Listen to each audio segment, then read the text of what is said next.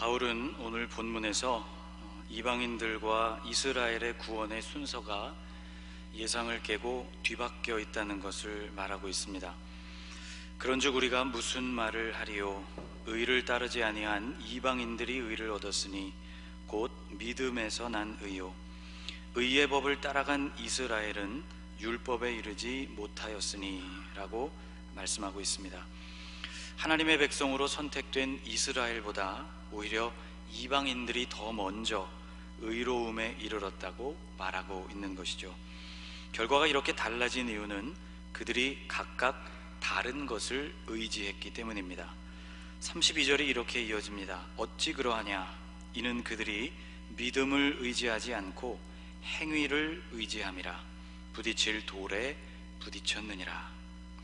결과가 달라진 이유는 이스라엘은 예수께서 오신 이후에도 계속해서 행위에 매달렸고 이방인들은 오신 그 예수님을 믿었기 때문입니다. 율법은 옳은 것이고 또 유익한 것이었지만 그 율법의 목적은 그 율법에 비추어진 인간의 모습이 얼마나 약한지 또 얼마나 악한지를 깨닫게 하는 데 있었습니다. 이것을 주신 이유는 그런 한계를 자각한 인간이 하나님을 더 간절하게 붙들도록 하기 위함이었습니다. 예수님께서 오셨을 때 그분을 통해서 이 율법은 비로소 완성되었고 노력을 통해서 구원에 도달하려는 불완전한 시도 대신에 예수를 믿음으로 구원을 얻는 새로운 길이 열렸습니다. 그러나 유대인들은 율법을 온전히 지키려는 행위를 끝까지 고집했습니다. 예수님이 오신 후에도 그들의 태도에는 변함이 없어서 결국 믿음이라는 선하고 아름다운 것이 그들에게 있어서는 부딪힐 돌이 되고 말았습니다. 기록된 바 보라, 내가 걸림돌과 거치는 바위를 시온에 두노니 그를 믿는 자는 부끄러움을 당하지 아니하리라 함과 같으니라. 예수를 믿는 자는 예수님이 반석이 되셔서 반석이신 그분 위에 당당하게 설 수 있지만 여전히 행위에 초점을 두는 사람은 예수님과 그분에 대한 믿음이 오히려 걸림돌이 되어서 여기 걸려 넘어지게 되는 부끄러운 모습이 되고 말았다는 말씀인 것이죠. 똑같은 돌이 어떤 사람에게는 걸림돌이 되고 또 어떤 사람에게는 든든한 반석이 될 수도 있다는 말씀입니다. 예수 그리스도는 우리에게 반석, 주춧돌, 모퉁이 돌이 되시는 분이십니다. 사도 바울은 유대인들이 율법에 대한 고집을 끝까지 꺾지 않았던 이유를 그들의 행위에 대한 열심에서 찾았습니다. 내가 증언하노니 그들이 하나님께 열심이 있으나 올바른 지식을 따른 것이 아니니라. 하나님의 의를 모르고 자기 의를 세우려고 힘써 하나님의 의에 복종하지 아니하였느니라. 유대인들은 열심이 대단한 사람들입니다. 세계적으로 이들의 열심을 따라갈 민족이 별로 없죠.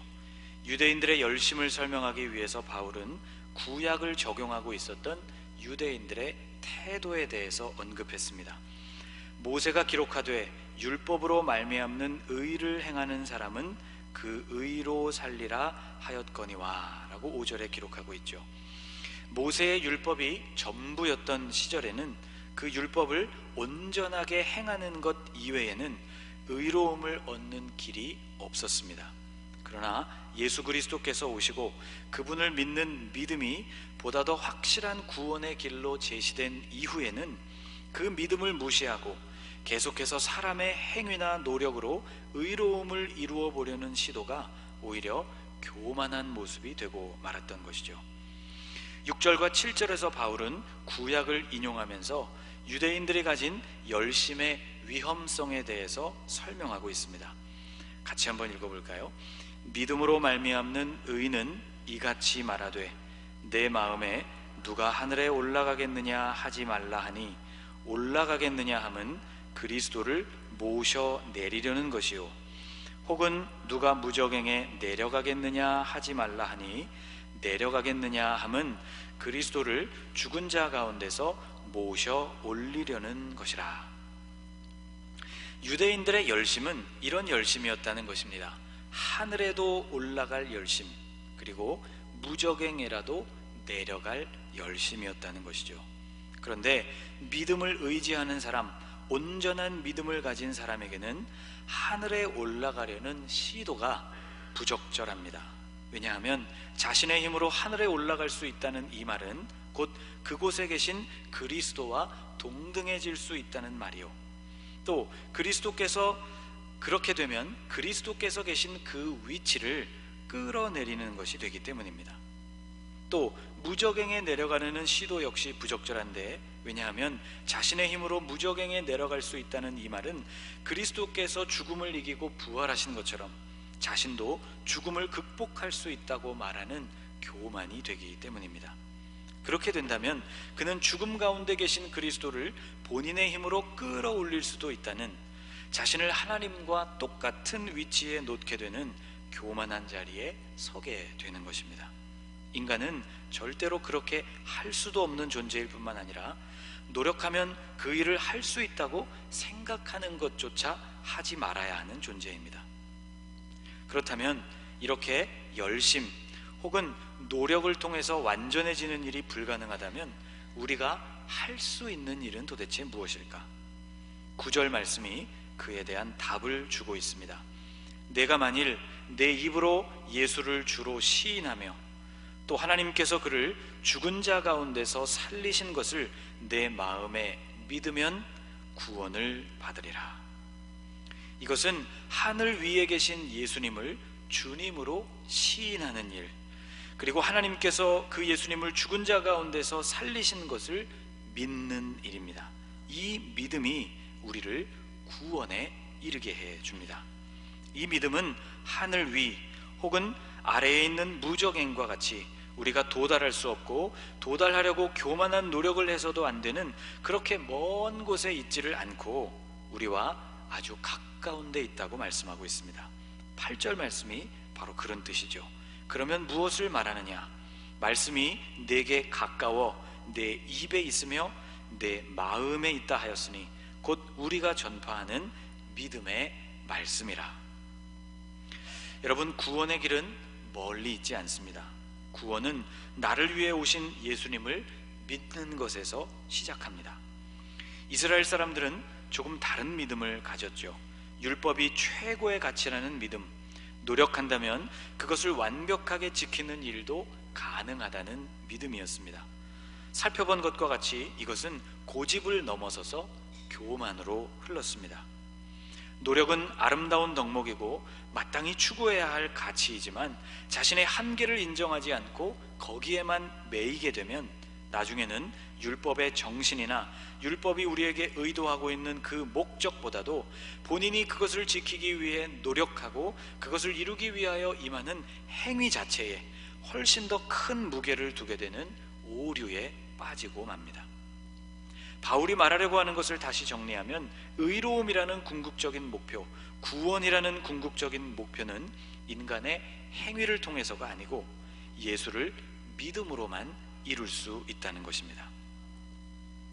우리 교회에서 해마다 부흥성회를 엽니다. 봄 또는 가을에 부흥성회를 열고 있죠. 그런데 부흥성회가 진행될 때마다 저는 마음이 텅 비는 것 같고 원인을 알 수 없는 스트레스가 오히려 안에 생기는 것을 경험하곤 했습니다. 참으로 이상한 이 현상에 대해서 저 나름대로 꽤 오랫동안 분석을 해보았습니다. 이런 생각이 우선 들었습니다. 여러분, 저는 사교성이 활발한 사람이 아닙니다. 사람들과 함께 있을 때 활기가 더 넘치고 충전이 되는 사람들이 있죠. 또 그 반대인 사람들도 있습니다.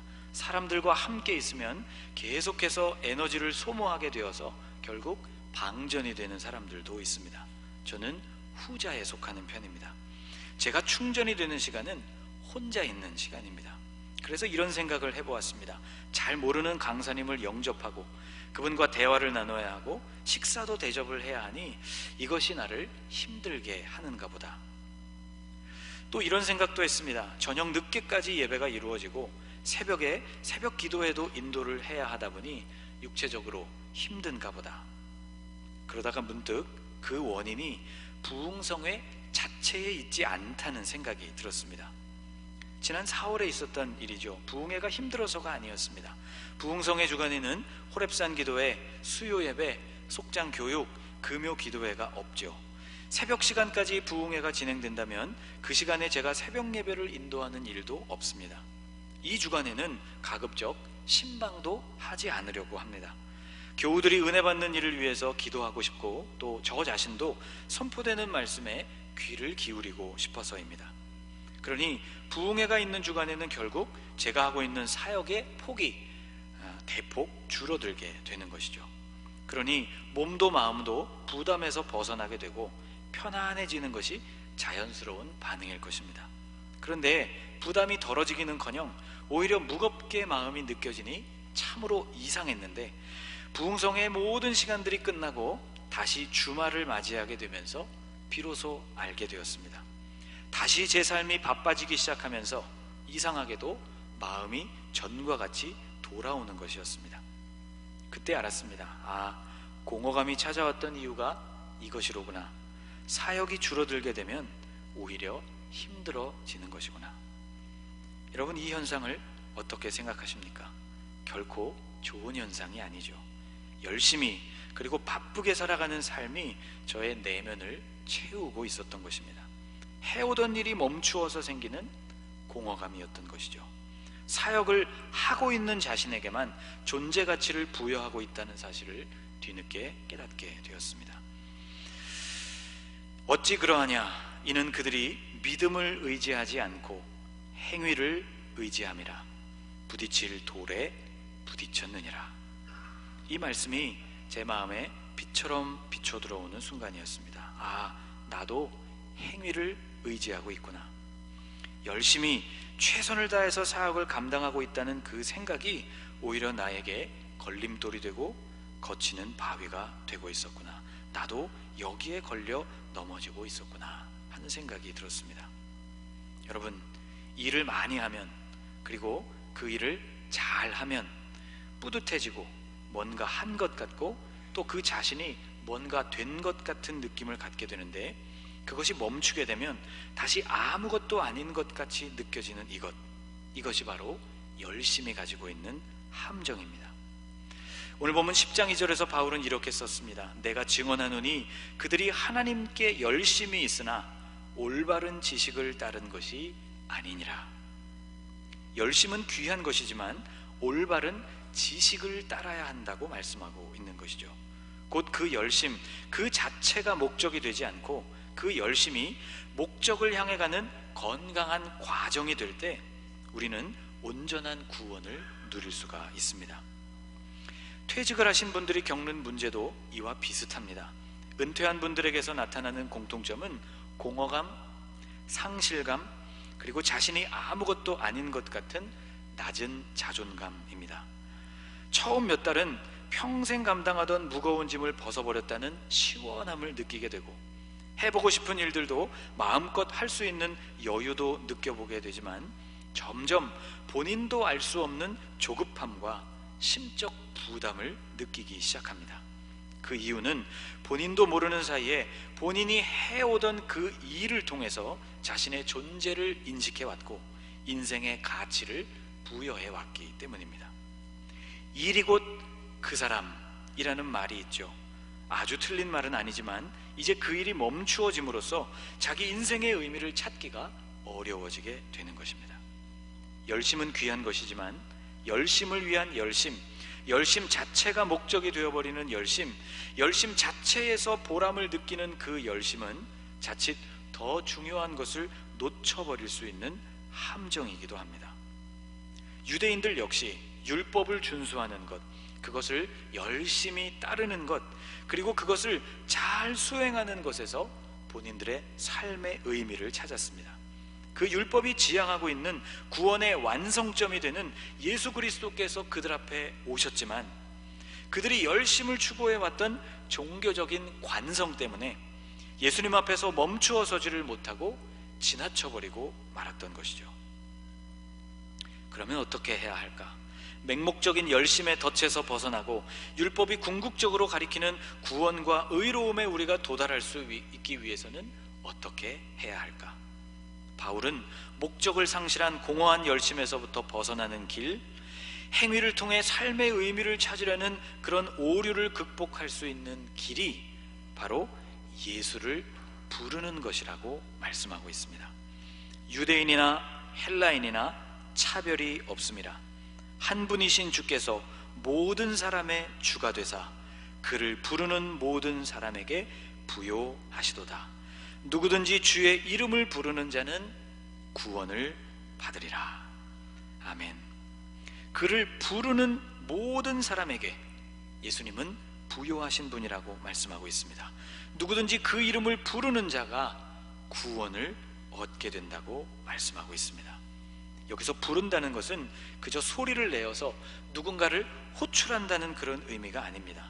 부르다라는 말로 사용된 에피칼레오라는 이 말은 에피라는 단어와 칼레오라는 단어가 합쳐져서 만들어진 말인데, 칼레오는 영어로 call, 부르다라는 말이고, 에피라는 말은 영어의 on 또는 upon의 의미로 동사의 의미를 강조해주고 있는 말입니다.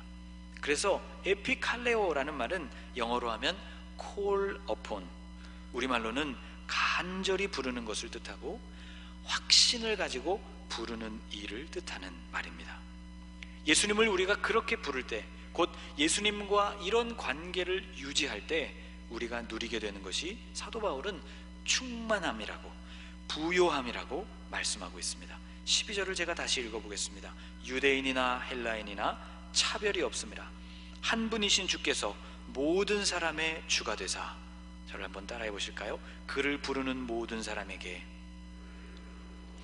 그를 부르는 모든 사람에게 부요하시도다. 아멘. 여기 나오는 부요하다는 말, 플리테오라는 이 말은 가득 차다 또는 충만해지다 라는 뜻을 가지고 있는 말입니다. 여러분, 우리는 어떤 상황에서 만족을 느낍니까? 어떤 상황에서 우리는 우리 자신이 가득 채워졌고 충만하다고 느낍니까? 무엇인가 물질적인 것이 우리의 삶에 넉넉하게 쌓였을 때라고 우리는 생각하기 쉽습니다. 건강이 잘 유지되고 우리의 자녀들이 원하는 대로 잘 성장해가는 것을 이루게 되었을 때, 그때 우리는 만족하다고 느끼고 우리의 삶이 충만하다고 느끼죠. 그러나 성경은 예수로 충만한 사람이야말로 진실로 부요한 사람, 충만한 사람이라고 오늘 우리에게 말씀해주고 있습니다. 여러분, 오늘은 웨슬리 회심기념주일입니다. 감리교의 시작 존 웨슬리도 그의 나이 만 35세가 되어갈 무렵인 1738년 5월 24일이 되어서야 이런 부요함과 충만함을 비로소 누릴 수 있었습니다. 모태신앙이었지만 35년이 흐르도록 예수 안에서 누리는 구원의 확신과 그분이 주시는 부요함을 누릴 수 없었다는 의미이죠. 그 이전에 그는 성공회의 사제로서, 신학교의 교수로서, 아메리카 대륙으로 파송을 받은 선교사로서 굉장한 사역, 곧 일을 감당하던 그였지만 정작 그의 심령에는 예수로 말미암아 얻는 구원의 확신과 충만함, 그 부요함이 없었던 것입니다. 사랑하는 여러분, 한 분이신 예수님께서 오늘 우리 모든 사람의 주인이 되셨다고 말씀하고 있습니다. 예수님은 그분을 부르는 모든 사람에게 부요하신 분이십니다. 믿음으로 예수를 부르는 사람에게 주님은 세상이 줄 수 없는 풍성한 기쁨을 주십니다. 예수님을 부르는 그 사람에게 주님은 세상이 줄 수 없는 참 만족을 주십니다. 열심히 사는 삶이 주는 보람과 그 열심히 이루어낸 우리 인생의 열매들에만 집착하고 있는 우리를 진실로 자유하게 해주십니다. 여러분, 이 예수님을 믿으십시오. 주님이 주시는 이 부요함으로 충만하여지실 수 있기를 주님의 이름으로 축복합니다. 기도하겠습니다. 하나님, 우리는 우리가 하고 있는 일에서 삶의 의미를 찾으려고 합니다. 그 일의 열매가 우리의 인생을 말해주는 것 같고, 열심히 그것을 하고 있다는 그것이 우리가 인생을 헛되게 살고 있지 않다는 증거라고 여기면서 살아갑니다. 성공했다고 느끼면 한없이 교만해지고, 실패했다고 느낄 때는 대단히 비굴해집니다. 주님, 우리가 우리 인생의 소망을 예수 그리스도 안에서 찾게 하옵소서. 한 분이신 예수께서 우리 모든 사람의 주님이 되셨으니 이 예수님을 부르게 하옵소서. 당신은 부르는 모든 사람에게 부요하신 분이라 말씀해 주셨으니 주님, 이 믿음으로 예수님을 부르는 우리에게 세상이 줄 수 없는 풍성한 기쁨과 만족을 허락해 주옵소서. 열심히 사는 삶이 주는 보람과 그 열심히 이루어낸 우리 인생의 열매들에만 집착하는 우리를 진실로 자유하게 하옵소서. 예수를 믿고 믿음으로 부르며 주시는 부요함으로 충만해지는 인생을 살아갈 수 있도록 하나님 은혜를 허락하여 주옵소서. 예수님의 이름으로 기도하옵나이다. 아멘.